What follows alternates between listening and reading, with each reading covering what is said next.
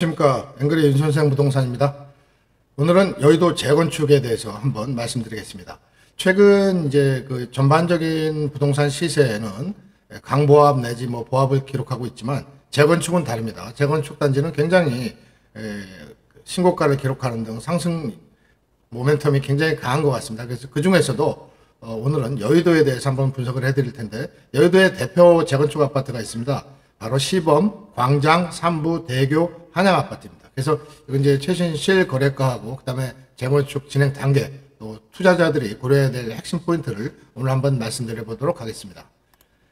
일단 투자 방향을 요약을 해드리면요, 이제 그 크게 세 가지로 볼 수 있겠습니다. 그러니까 보수형이라고 할 수 있고 중립형이라고 할 수 있고 공격형으로 이렇게 나눠서 보겠습니다. 일단 보수형은 좀 그 둘 다 사업 시행 인가 단계에 진입한 대교하고 이제 한양입니다. 그래서 대교는 인가가 임박한 것 같고요. 한양은 신청을 완료해 놓은 상태입니다. 인허가 리스크가 자꾸 이제 가시성이 높아서 중기 투자 한 2에서 4년 정도 투자로 적합합니다. 다만 이제 이런 경우에는 관리 처분 전후에 이제 부담금 확정 국면에서 일시적 조정이 나올 수 있으니까 지금은 계획을 보수적으로 하시고 가격 추이를 잘 보셔야 됩니다. 다음은 이제 중립형입니다. 중립형은 시범하고 광장 아파트를 볼 수 있겠는데요. 여기는 이제 정비계획 고시 완료가 됐습니다. 그래서 이미 지난번에 한번 제가 말씀드렸는데 65층으로 해서 이제 2,473가구로 여기는 이제 파급력이 굉장히 큰 곳이고 또 광장 아파트는 계획안 조정에 해서 연내 정비계획 결정이 유력이 됩니다. 사업성 확장 전에 기대감이 반영되는 구간이라 체감 변동성이 큽니다. 그러니까 다시 말씀드리면 이제 그 정비계획 고시가 완료되는 바람에 이미 가격이 상승폭이 상당히 크다는 거죠. 그래서 이 시세에 지금 들어갈지 말지는 정말 잘 생각해 봐야 될 그런 시점입니다. 물론 이제 뭐 가격이 더 오를 수도 있고 더 뭐 보합을 할 수도 있고 내려갈 수도 있습니다만 그런 지금 굉장히 이 분기점에 와 있다 이렇게 볼 수 있겠습니다. 그다음에 이제 공격형 같은 경우는 이제 3부 아파트를 들 수 있는데요. 여기는 이제 그 신통기획 자문 단계입니다. 그래서 아직 이제 기간이 좀 남아 있고 또 기간 프리미엄을 노리는 포지션. 그러니까 다시 말씀드려서 상당 기간 그 기다리면서도 다시 말씀드리면 장기 투자를 하실 분들이 맞는 게 3부 아파트가 되겠고요. 여기는 이제 나중에 지금 아직 그 진행 단계가 없기 때문에 나중에 분담금이라든가 대지 지분 같은 거를 좀 체크를 하셔야 될 그런 상황입니다. 좀 향후 6개월에서 18개월, 그러니까 한 6개월에서 1년 반 정도 관점 포인트를 관심을 갖고 보셔야 될 포인트를 이제 말씀드리면, 좀 전에 말씀드렸던 대교 아파트는 인가 고시가 됐고 이제 시공사 선정이 10월에 됩니다. 관리처분 로드맵도 이제 어느 정도 됐고요. 공사비 설계안 확정에 따라서 이제 분담금 추정치가 나올 텐데 요거 한번 잘 보셔야 되고요. 한양 아파트는 사업 시행 인가 승인이 됐습니다. 그래서 타이밍이 이제 언제 할 건지 이렇게 이제 나와 있는데요. 시공사도 이제 그 현대건설에서 한다고 지금 이제 돼 있습니다.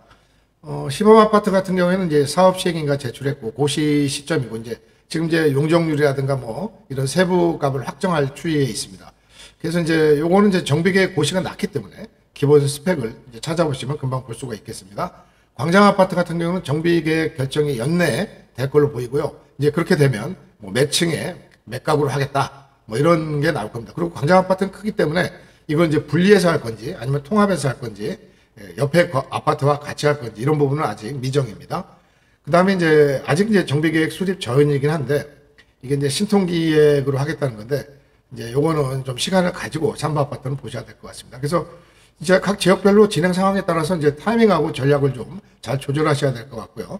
특히 인허가 과정하고 이제 분담금 확정 시점은 그때 이제 가격 변동이 한번 팍 치거든요. 그때 큰 영향을 미칠 수 있으니까 그때 관심 있게 보셔야 되겠습니다. 물론 가격이라는 것은 어떤 투자 여건이 변경이 되면 하락할 수도 있습니다.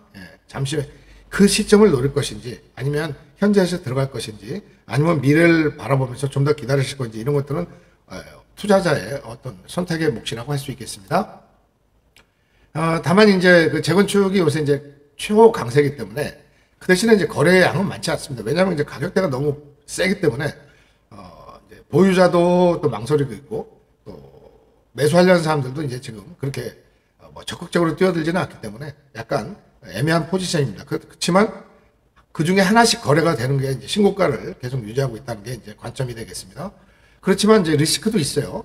만약에 이제 이게 금리라든가 이제 공사비 상승이 되면 사업성이 악화될 수 있기 때문에 고공사비는 상승할 가능성이 많죠, 지금.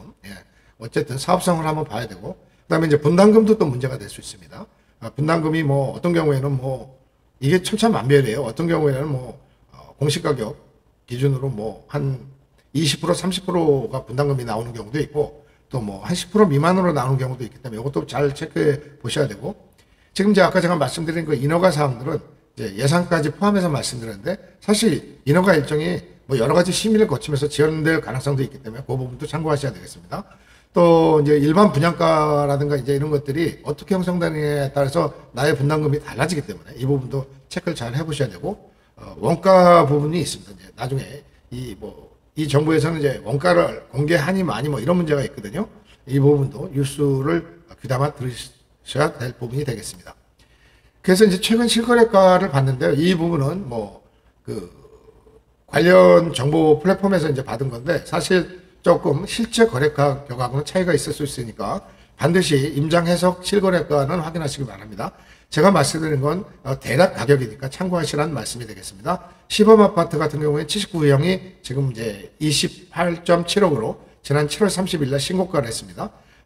매물 평균 그 가격은 한 30억 근처에 이렇게 나와 있습니다. 대교 아파트는 95 기준으로 한 32억 정도, 광장 아파트는 103 기준으로 한 32억 정도. 그 다음에 뭐 이거는 지금 광장 아파트 같은 경우에는 30억 중반대 매물은 나와 있습니다. 삼바 아파트 같은 경우에는 좀 큰 평수인데 146 같은 경우에는 지금 이제 51, 2억 정도 하는데, 이게 이제 지난 7월 10일 신고가를 기록했습니다. 한양 아파트 같은 경우는 이제 평수가 다양합니다. 그래서 109평 같은 경우에는 한 30억 정도, 그다음에 193 같은 경우에는 45억에 2025년도 6월 달에 거래가 됐는데, 매물이 적고 또 거래가 적기 때문에 그 정보는 정확하게 말씀드리기가 좀 어렵습니다.